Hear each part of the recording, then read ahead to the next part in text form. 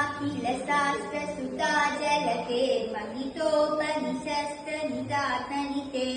हृदये कलये विमलं चरणं भव शङ्कर देशिकमे शरणं करुणावरुणालय पालय मां भवसागर दुःखविहूनकृतं रचयाखिल दर्शन तत्त्ववितं भव शङ्कर देशिकमे शरणं भवता जनता सुनीता भविता निजबोध विचारण चारुमते कलयेश्वर जीव विवेकविदं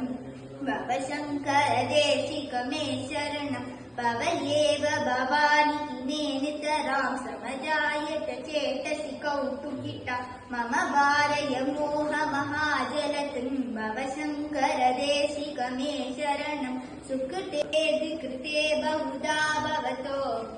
भविता समदर्शन लालसता अधिदीनमिमं परिपालय मां भव शङ्कर देशिकमे शरणं जगतीमवितुं कलिकाकृतयो विचरन्ति महामवसचलतः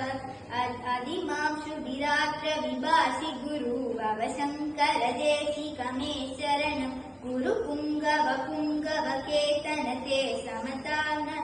गोपि सुधीं